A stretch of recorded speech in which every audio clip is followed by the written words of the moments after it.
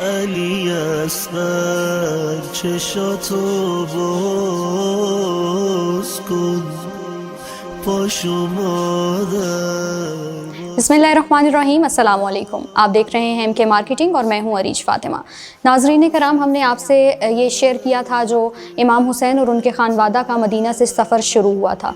अब ये सफ़र शुरू हुआ 28 रजब सन 60 हिजरी को, मक्का में पहुंचा 3 शाबान 60 हिजरी को और 2 मुहर्रम 61 हिजरी को ये काफ़िला करबला में पहुंच चुका है.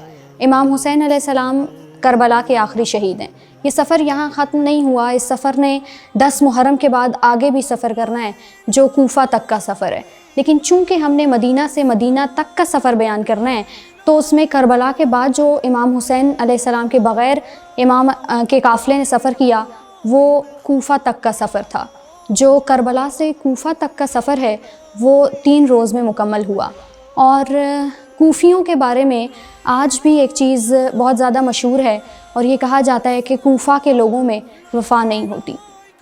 ये बात उस वक्त इसलिए कही गई थी क्योंकि जब ये काफ़िला इमाम हुसैन अलैहिस्सलाम के बग़ैर कूफ़ा से गुज़रा तो यहाँ के लोगों ने छतों पर चढ़कर इमाम हुसैन अलैहिस्सलाम के काफ़िले पर सदक़े की खजूरें फेंकी थीं, ये जानते हुए कि इस ख़ानदान को खजूरों से कितनी निस्बत है.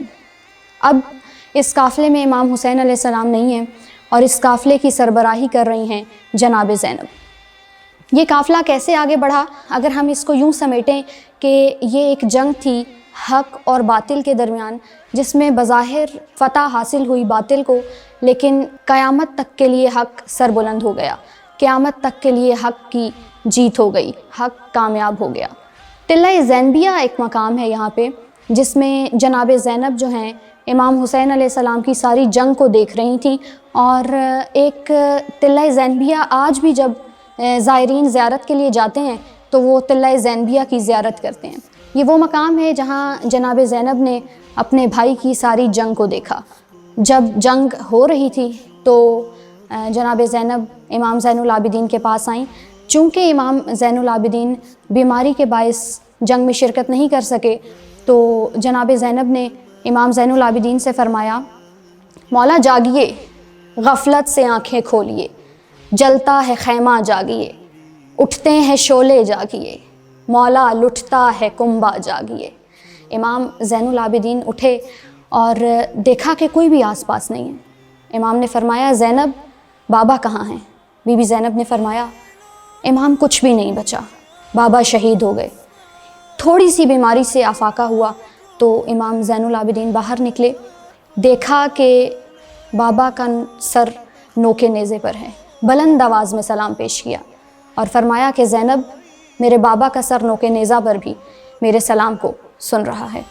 ये कूफ़ा से आगे जो शाम तक का सफ़र है वो भी हम आपके साथ इंशाअल्लाह डिस्कस करेंगे. लेकिन आज है 4 मुहर्रमुल हराम और 4 मुहर्रमुल हराम की निस्बत जो है मुस्लिम बिन अकील के साथ जोड़ी गई है.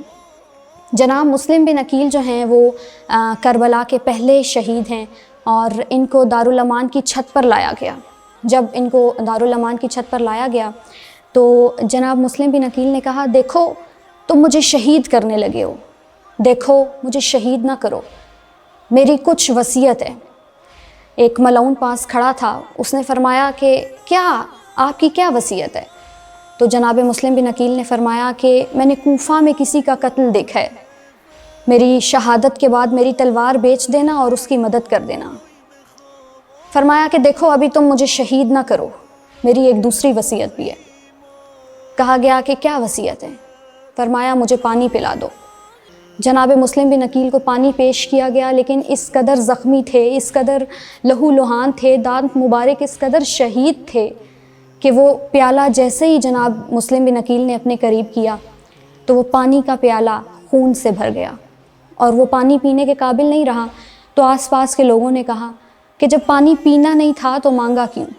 जनाब मुस्लिम बिन अकील ने कहा, क्योंकि मैं भी अपने सालार की तरह, हुसैन की तरह प्यासा शहीद होऊंगा.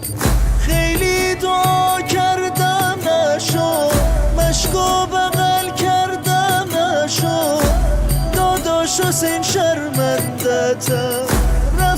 که برگردم نشد چشمام نمیبینه داداش بدجوری دستم خاکیه یہ سلسلہ جو ہے سفر کا یہ کیسے آگے بڑھا اور شام میں کیا کیا مصائب پیش آئے وہ انشاءاللہ آنے والی ویڈیوز میں آپ سے ڈسکس کریں گے. ابھی تک کے لیے اجازت. از ناقه افتادم زمین دستم برام کاری نکرد تا خیمه ها